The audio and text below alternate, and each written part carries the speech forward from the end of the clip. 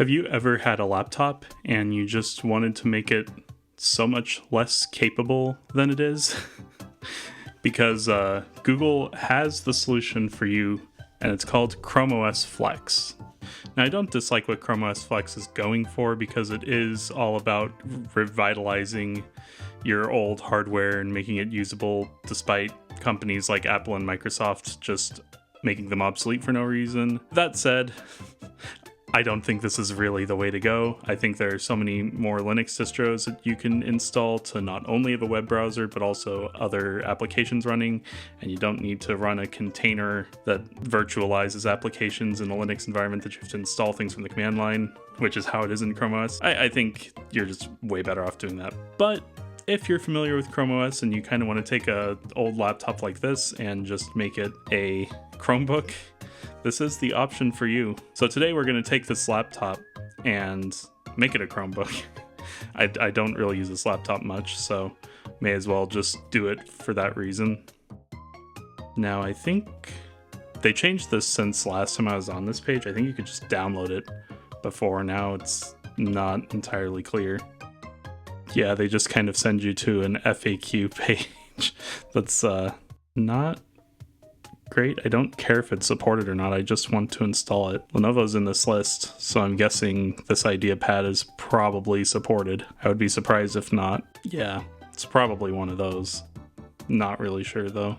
But let's just say installed on non-certified devices anyway. Why is this so like out of the way? This should be way easier than it is. Yeah, I'm not surprised I need a thumb drive. Create the USB installer. Oh, you need a frickin' Chrome browser? Fine. I don't actually have that installed on this laptop. Give me a second. I didn't realize it's been so long since I last used this laptop that it's still on Fedora 41. Probably is in need for an update anyway. Alright. I'm assuming it will work with Chromium. Alright, Chromebook recovery utility. Let's add that to Chrome. Add extension. And now we have it. Now what do we do? Oh, looks like it's pretty simple. I need to grab a thumb drive for this, so I shall return. Alright, not sure what's on this cheap verbatim thumb drive. Let's see. Oh, it's an old version of Kubuntu. We can definitely wipe it. Alright, I think we go here, and then Chromebook recovery. Linux is unsupported, are you kidding me? Oh, I would hope this works on a MacBook. Guess we'll have to move to that. Alright, I've tainted my MacBook with Google Chrome now, or rather, Chromium. It still has a lot of Google crap in it, but at least it's one step removed. So let's plug that in. Get started. Identify your Chromebook. So I think we select a model from a list. Let's say Lenovo. I don't think any of these applies. I really should be looking at the documentation. Oh, so they say check the certified models list for one that's similar. In that case, not sure which IdeaPad I should pick. Let's just say that one. Choose the thumb drive. Great now. And now I think we just sit here for a while. Nice, the recovery media is ready. I think we can unplug this now and put the MacBook away for now. And now back to this. I'm hoping this actually works, despite the fact that I didn't really see a good model on this. I guess I could have actually checked to see if that was the actual IdeaPad. I don't think it'll matter much anyway. I don't remember if it's delete or escape. We'll just have to mash a bunch and see if we get the right one. Nope. That was not the right one. Nope. That was not the right one. Oh. I forget this one is a loud beep when you do that. I guess we're going with verified image A. Okay, not sure what the difference is. Okay, I know that this drive is USB 2, but geez, this is taking a while. Also, I should probably plug this in before I actually try installing stuff. Okay, that seems like that's not going to boot, so let's try again with a different option. Okay, so I am an idiot because when you look at their actual install instructions, they say in the Chromebook recovery utility to just pick Chrome OS Flex, and I did not do that. I was just installing a normal Chromebook. So I put on this chromos Flex. I don't have any 16 gigabyte drives. It said I needed one bigger than 8 gigabytes, and I used the same one that was 8 gigabytes. It didn't like it, so 16 gigabyte SD card it is. And so now this should hopefully work. We will have to see, but hopefully. Oh, that looks like it's actually booting.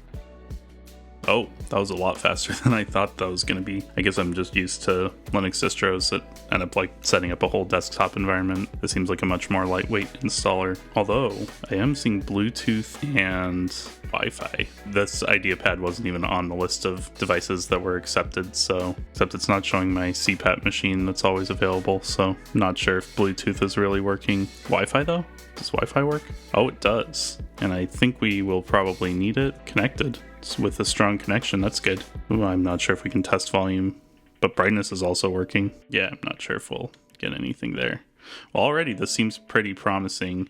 Google says that they can't guarantee that even like Wi-Fi or speakers will work on things that aren't certified, so I was kind of worried that this wouldn't even work with all that, but so far it seems like it does, which is awesome. Oh, you can do the whole same live desktop thing like you can with Linux distros on this, which is pretty neat. I don't think we really need to worry about that. We'll just install. Yeah, I know it'll wipe the hard drive. It's kind of annoying that they don't let you like dual boot with something else. That would be kind of neat.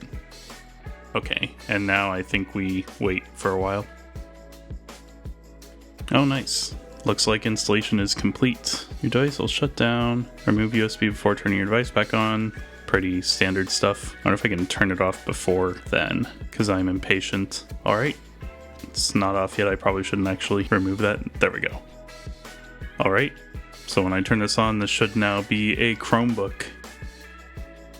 Well, it definitely installed to the drive because I removed that, but why is it showing the install? Oh, this is just first time setup. Okay, that's actually what I want. So I guess we just reconnect to Wi-Fi. For personal use, I guess. Use your Google account. It's funny, it actually does say on your Chromebook, so if I had no other way to prove that this is a Chromebook, Google said it themselves. We'll just browse as guest. I think we can just do that. I don't want to send Google all my info. No, don't send you any of this crap. Sure, whatever. We'll create password for this Chromebook because my normal Google account password is in my password manager and I don't want to remember that. What will you use your Chromebook for? Well, obviously gaming. You can select multiple ones. I don't even know what this does. Creativity, productivity. I haven't used chromos in quite a while. Oh, really? I don't want Gemini. I don't want that slop. Gross. Change touchpad scrolling direction. I did notice that it was inverted. And select light or dark theme. I think the display and text size are fine. Dark theme. There we go, that looks so much better. I do not want Chromebook tips, but thanks. Chromebook is a little different. I am aware of that. Yeah, I said no and it still popped up. Don't you love Google knowing what consent is? Here we go, we have a desktop environment and gestures are working. I didn't realize that they have virtual workspaces. There's no gesture to switch between them though, which is... Oh wait. Oh, it's 4 fingers. Okay, so there's a gesture for that, which is neat. Now I'm curious if Bluetooth is working, because it was not in the USB, or maybe this laptop's Bluetooth sucks, and it has no range, because my CPAP machine is in the bedroom, a little bit away from here. It doesn't really matter. Wi-Fi is the most important thing on a Chromebook. I do still want to test speakers, see if those are working, and I also want to test the camera, see if the webcam works. Oh, yep. Yeah, this crappy camera is working. So most things are working on this so far that I expected. The only thing that I'm concerned about is being able to run anything that isn't just Google Chrome, because it did say in the guest user Linux is not available. But I wonder if that was the guest account, so we're going to go into settings anyway. The other thing that I don't think works is Android apps on this, even though regular Chromebooks support it. Okay, yeah, we can set up the Linux development environment to run anything arbitrary. It's just the guest user that can't use that. Another thing that I'm curious about is Steam on Chrome OS, because supposedly Steam works on Chrome OS. I don't know if it uses the Linux environment or if it's like some weird custom thing. Let's see what it says on Steam's site. Install Steam Chrome. Open Steam installer. Not available on your Chromebook? Why? Oh, the Steam for Chromebook beta program will conclude on January 1st, 2026. It's just not even available for anyone anymore is what you're saying. Well, you know what? I think we can still use that Linux VM to run Steam games. So we are going to try that. I don't think it's going to be great, but I do want to try it anyway. Yeah, so far it seems like everything is working. Web browsing, the essentials. Oh, wait. That reminds me of one more thing I need to check. Really? That's so dumb, but I'm not really surprised that Google is pushing for this crap. Something that's kind of a blast from the past at this point. Well, it seems like audio is working too, which is pretty awesome. Honestly, like, I am just kind of surprised at how much everything is working so far. It's kind of crazy. I didn't think that it was gonna even get this far because it wasn't on their certified devices. So they said, oh, it's not gonna work potentially with audio, Wi-Fi, any of that stuff. So far, I am pleasantly surprised. Let's see how far we can get with Linux programs, because I know in the past I've used it and it technically worked, but it was not the greatest experience. One thing I do know is that right away it just kind of throws you into a Debian shell, which is once again just not the greatest. So we'll see if we can make that a little more pleasant as well. Setup. Disk size, this can be modified later. If we're going to do gaming, I think we need a little more than 10. We'll do 20. Install. So yeah, it uses a virtual machine to do anything Linux involved, which obviously is going to have some performance overhead from virtualizing. And there we go. Yeah, so you can see that we just get a shell, and that's pretty much it. So clearly Google does not want you just doing everything in this, which is not really surprising. GPU-based rendering is disabled by default, but I wonder if it's just the shell. I don't think we need to worry about that.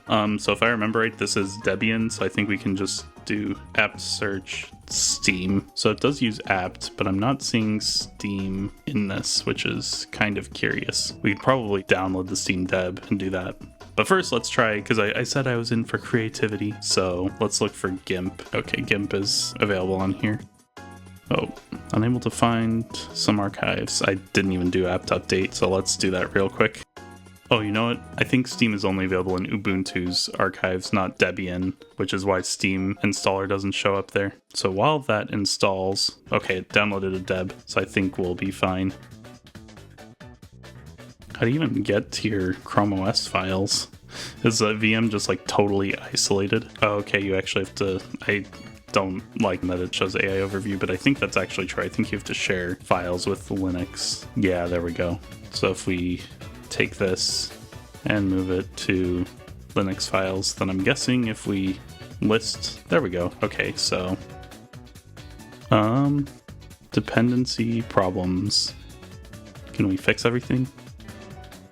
Well, I'm impatient, and that's probably going to take a little while, so let's fire up GIMP while we wait. Oh, of course, right as I open it, it continues installing. Only just starting though, so we can explore GIMP while we wait. And so far, this is surprisingly performant. Like, this seems just like normal GIMP, which I did not expect with it running in a VM. I forget GIMP's default shortcuts. I really don't like them.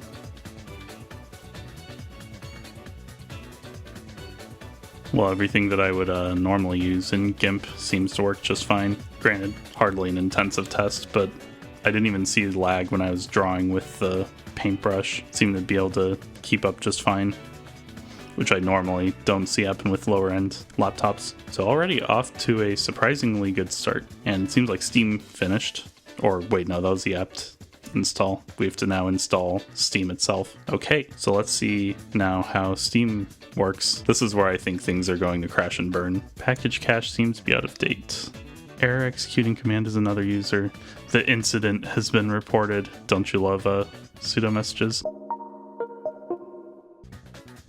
Oh, missing 32-bit libraries. Maybe it's only failing on this. Did say the 32-bit version. I don't remember how you install 32-bit versions. Oh wait, you know what? I need to apt update. It's not going to see it until I update everything. There we go. And let's just upgrade everything while we're at it. While we wait for that, we need to look up Android apps chromos Flex just to confirm that we can't do that. Okay, so some people use Waydroid for it, which I'm kind of surprised that works. We'll worry about that when we get to it. Hopefully we can actually start Steam now. Oh, okay, I think it was having problems actually just installing these packages. It's having issues, but that's okay because we can just install these. Oh, Am I going to have to like type those one by one? Fine, I'll do it that way. Oh, I think I may just be opening multiple Steam instances. Oh, okay. No, I am missing stuff. It's kind of ridiculous that Steam still uses 32-bit versions of libraries. It's a good thing I allocated 20 gigabytes because I think Steam is going to take 1/10 of that on its own. Oh, well, cool. Unfortunately, that means I have to stop recording because my Steam Guard is on my phone that I'm recording with right now, so bear with me. Well, this laptop is taken off like a jet engine, but it did start Steam, so that is good. I don't think this is going to run anything well, but we'll try just the most lightweight of games and see if it can at least run that. Alright, let's see if this actually runs. Oh, that's a good sign. Just immediately crash. I don't know why I thought clicking it again would actually make it work. Now, to be fair, it is trying to run through Proton, so maybe we need a different version. God, this is taking so freaking long to start. I'm just expecting disappointment again. Oh, never mind. Maybe changing the Proton version actually did work. Oh no, that frame rate. I don't think there's any GPU acceleration, which granted, this is just like a low-end Ryzen laptop CPU, but it would even run this just fine. So that's off to a great start. Controller not even detected, although I can't tell if that's the OS level. Ugh. Also no audio, I noticed. Oh wait, no, there is audio. Oh, I had it muted for some reason. But the lack of any graphics acceleration, I think, just makes this not really usable. I don't even know how you... Oh, you hold shift. I've never played this game with a keyboard. Well, anyway, it's not like this is even playable anyway, so I don't even know how you get out of this. We'll stop it through Steam. Well, if that's any indication now, games will run on this. I don't think they're going to run at all. But maybe we can at least get Jackbox games to run, right? We'll see if at least one of the Jackbox games will run, because if this doesn't run, then there's no hope for this whole setup for gaming.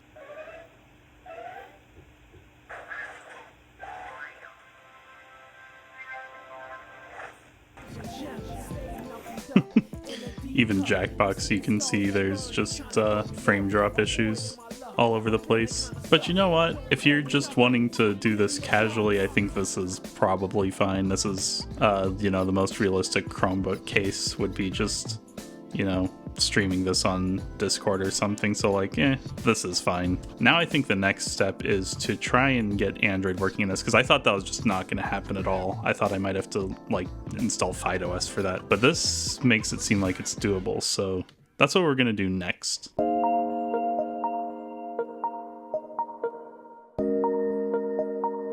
All right, several days later, after a good amount of frustration, I have just decided to use FydeOS, which is pretty similar. It's basically just ChromeOS, but redone by a different company.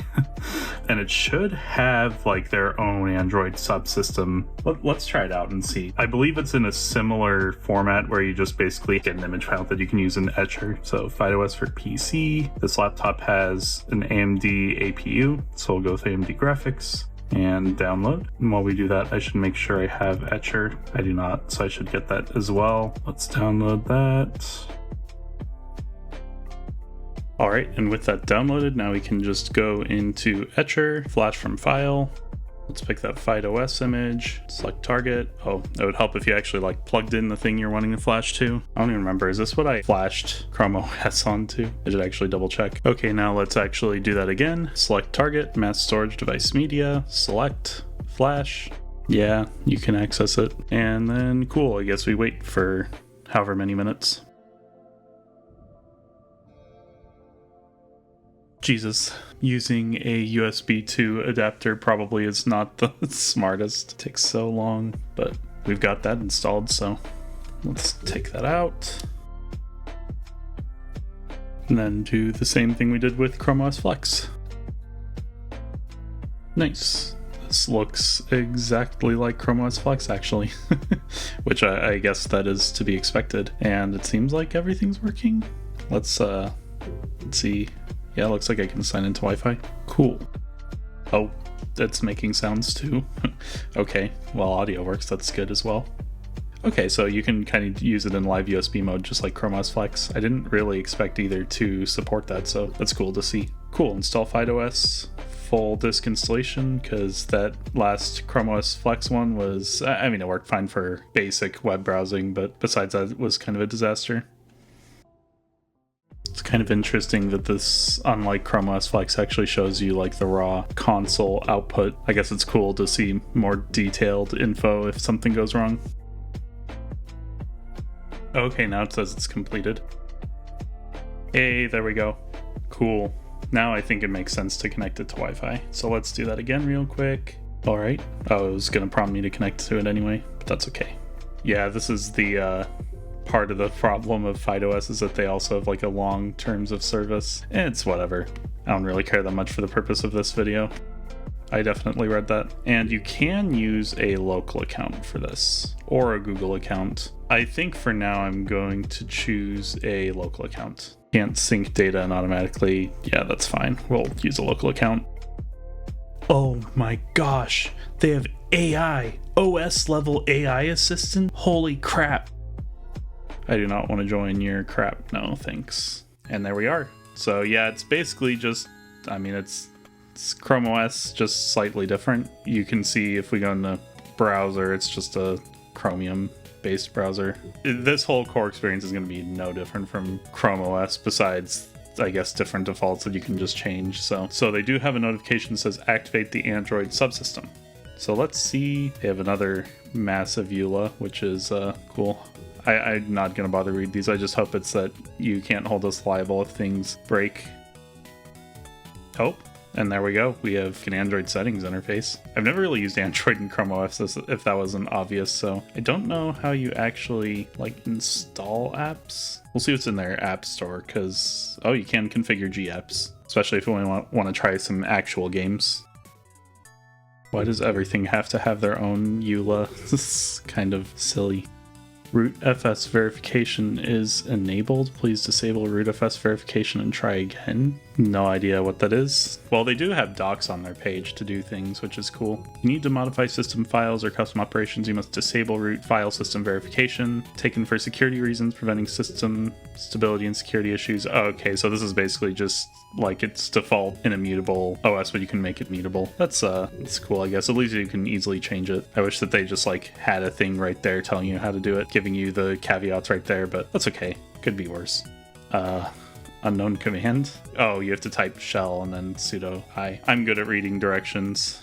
Unknown command shell. It does say developer mode is assumed to be enabled, so do we just need to enable that? Oh, you need developer mode enabled to even sideload APKs. They go into settings, FydeOS settings, and enable developer mode. You know, before we do that, I'm curious just to see how the default experience is, because like we can just install GApps and install whatever Google apps, but if you wanted to not do that and like totally de-Google, what could you do by default? So they have Facebook with a capital B, and these all seem like normal Android apps. So that's cool. I kind of wonder how out of date this is, considering they have the old Twitter. This seems really limited by default. I guess you can use like Teams and OneDrive and all that micro slop. Overall though, yeah, I think if you want to use anything that isn't like the most basic of apps, then you will definitely want to go through with enabling developer mode. Okay, so FydeOS settings, enable developer mode. It's an irreversible operation. Yeah, that's fine. I don't really care. And then restart.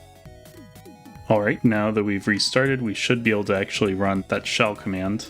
Oh, there we go. That's looking successful. And then we need to run that one command right here. Successfully disabled rootfs verification. Have to reboot again, of course. Sure, we'll reboot.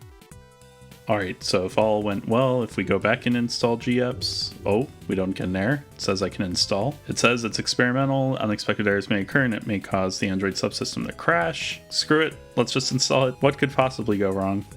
Seems like it's gonna reboot FydeOS again. It's a lot of reboots. Yep, we gotta reboot it again. Okay, reboot now. It's defaulting to uninstall on the app, so I think that means it's probably installed successfully. Hello there. Oh, that Play Store icon just appeared. Let's see if we can get into it. There we go. That looks like Google Play Store. Let's sign in. It's kind of funny because I chose a local account, but now we're actually going to have to sign into a Google account for this. Cool. This seems like full-fledged Google Play. So I guess we gotta look up some games and see what we can do on this. This laptop kind of struggled with any higher end games with Windows. So let's just see if we can even do like Fortnite. Then I'm not really big in the mobile gaming scene, but I think Genshin Impact is still somewhat played. So let's add that too. And then, while we're at it, we should also do RetroArch. But while we do that, let's see if the whole Linux development environment is a better experience, because I couldn't even get the GPU to run successfully in the chromos Flex environment, but maybe we can do it here. So let's go back into settings and do the same Linux subsystem setup. Okay, so just like chromos Flex, it is showing this, you need to enable a specific flag. So hopefully this one actually works. Oh, we need a restart. I forgot about that. Let's make sure everything's installed on the Android side before doing that. Okay, yeah, all of them are installed. I'm really curious to see how Android games run on this, because that could make this actually not too bad of a choice to do if you could actually run these without many issues. Because so far I'm not really seeing any advantage to just installing regular Linux distro. And even then you could just install Waydroid, which I've never really successfully done myself, but I've never really bothered to try and get it to run because I don't really do Android gaming a lot besides emulators. Anyway, I digress. Let's restart and see if GPU acceleration can work in the console. Doesn't seem like that was successful. I don't have much hope for getting this to work after the last footage I recorded, but let's just see if I can get this to work anyway. Unable to open display 0. Okay, yeah, this is similar to the issues I was getting with GPU acceleration before, which is not great. Alright, let's try the commands. Did I just have to stop and restart? Accelerated, yes. Oh, okay, maybe I just had to be more persistent in chromos Flex. Not that that would have helped my situation with the Waydroid setup, but I mean, hey, that's something. I want to also install Steam and see if we can get a better gaming experience than we did in chromos Flex, because that's really going to make or break it for me at least. I don't even remember what I did. It was like a week ago that I did all that stuff.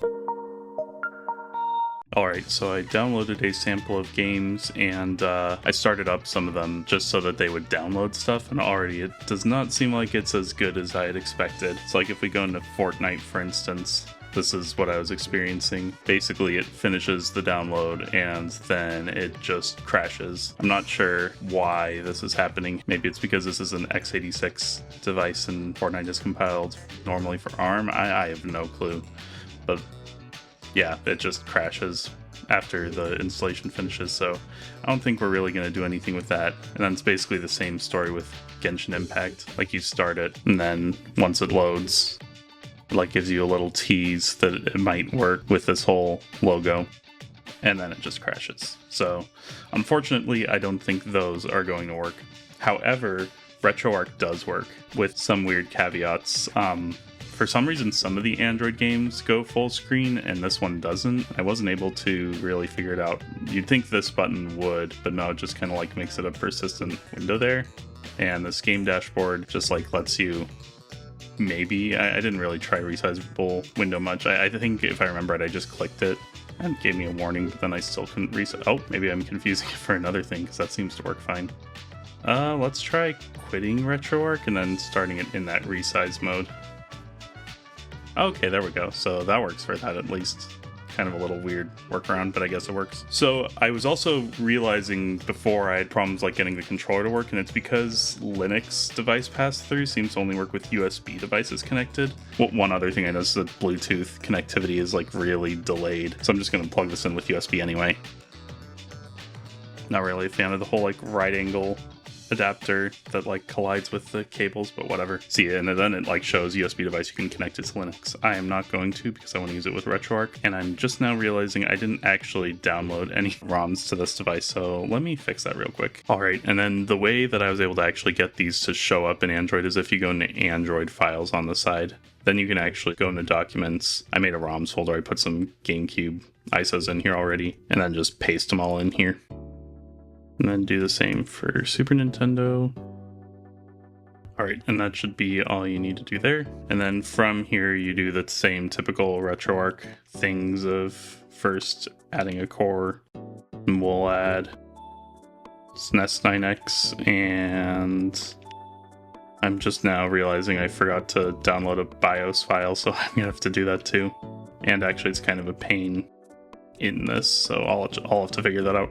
But before we do that, I'll at least play a Super Nintendo game. And I don't know exactly how we want to do that in... I think storage emulated 0 is a normally Android thing. Yeah, there we go, ROMs, Super Nintendo. And already right off the bat, I don't like the control overlay, on-screen overlay. No, I believe that's what I want. There we go.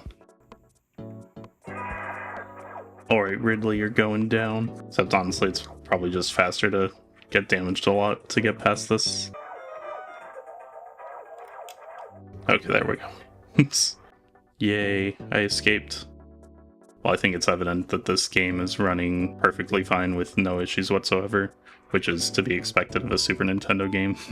I'd be surprised if it weren't running well. Let's see if I can run a PlayStation game without the BIOS. Okay, yeah, I think I do need the BIOS. Okay, so from what I'm seeing, you just take the BIOS files, and instead of just putting it in Android files, I think you can just put it here somewhere. There's apparently a folder named System here, which I'm not seeing. Oh, you create the system folder. Okay. Seems like ChromeOS's Android file browser kind of sucks. So we might have to like get an Android file browser just to do this. All right, and then let's go into internal storage, I think is what we want. Then documents, move to RetroArch. Oh, there's a system folder there. And then move. Then hopefully we can just start RetroArch and then it just works.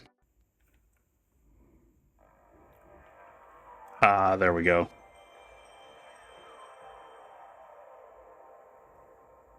It's one thing I wish were a little better about RetroArch is that's not really the cleanest experience. It would be so much easier if you could just add a BIOS from the interface.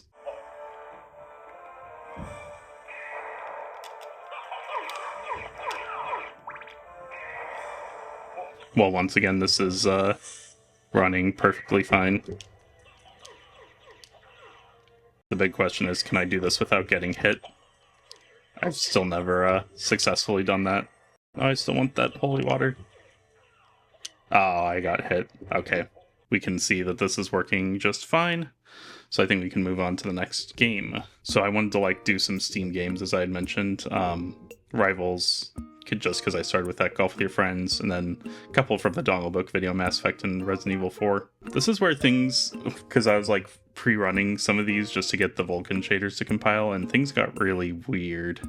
And you'll have to see what I mean. First of all, we can see if the controller works, which I was not able to get it to work when I connected to Linux here. But like Steam detects that the controller is there, but then the games don't for some reason. I also noticed that all these games just like take a little longer to run than I would expect. Oh, why did you say controller disconnected? No, this controller's connected just fine.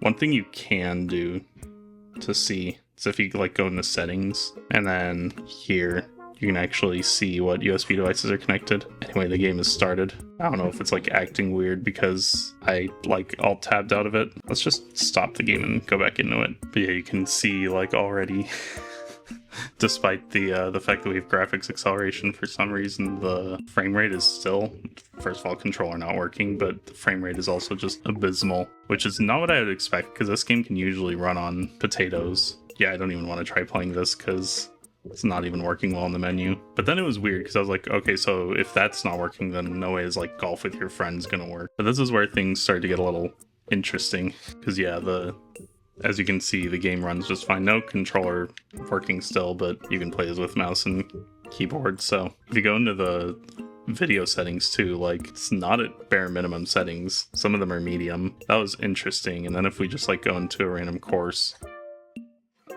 you can see it's definitely not the best frame rate. Maybe I should have put an FPS counter, but I mean, this is a very casual game, so you don't really need a great frame rate. You just need a playable frame rate.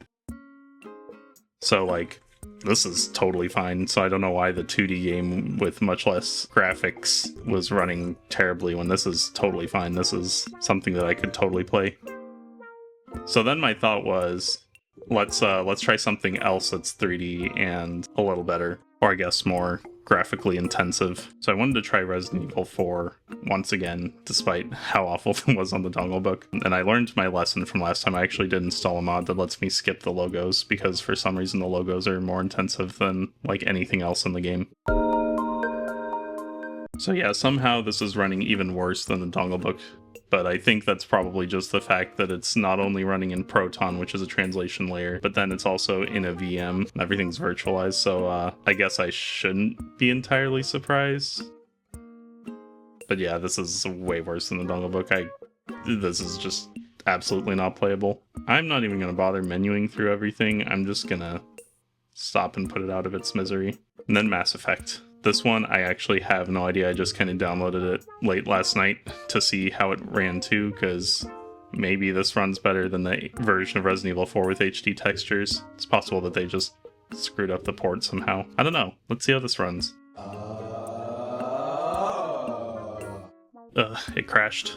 Let's try a different Proton version. That seems to be like the fix for everything in this chromos Steam Linux setup, is just change things to Proton 9, which is a little older. If it works, it works. Okay, there we go. Yeah, I don't know why it doesn't work on Proton Experimental.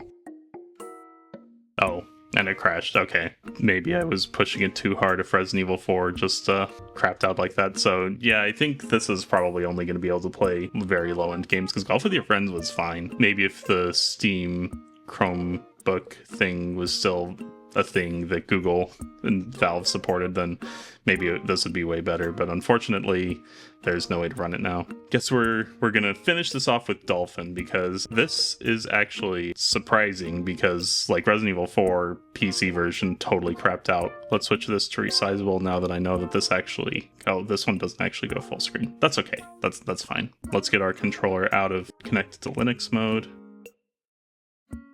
Then I think I have to unplug it and plug it back in. So yeah, I have a few games. One is Melee, one is Wind Waker, kind of like I did with the budget gaming video, and then also Resident Evil 4. So we'll start with Wind Waker. Oh, now it's full screen. I guess that's interesting. Some interesting quirks, as I've found out with this whole Android layer. And now we set for the long intro. Well, this seems to be running perfectly fine. Maybe a few stutters here and there, so I don't know if I should really bump up the internal scaling, but I mean, this seems playable. Like, I would have zero complaints about this. So, let's see how it works on Melee, since it's more CPU intensive. Oh, why does it always randomly pick Fountain of Dreams? Actually, that's good. We can see... Oh, even Fountain of Dreams is working fine.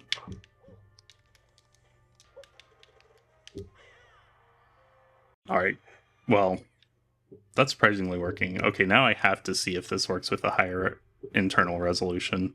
So this is a 1080p display, but we are going to just go 720, because even that might be pushing it.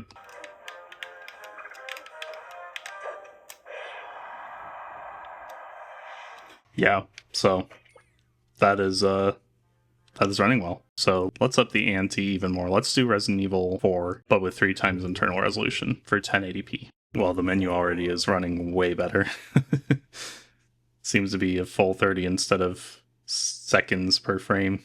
Well, I can tell this is definitely not running at the full frame rate, because it's running sluggishly, but so far not so bad. I think if we lower the internal resolution, we can get somewhere better.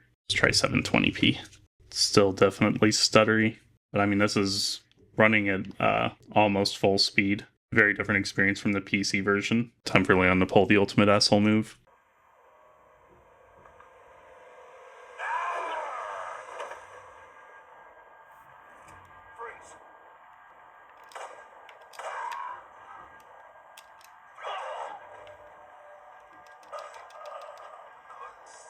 Well, yeah, this is way better than the Steam experience. So I think with all that in mind, I think I can come to some conclusions.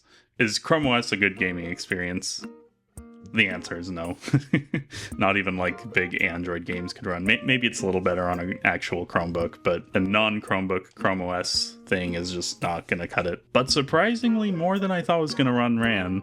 Like emulators running through Android, like this is perfect. If you just wanted something to, you know, just use Chrome on and use emulators to game occasionally, you know, casually, then this is totally fine. This is perfectly playable. And with a computer with a better APU or, you know, dedicated graphics, it would be even better. Anything that's actual PC gaming, no, definitely not. And honestly, just for general computing even, I would not recommend Chrome OS.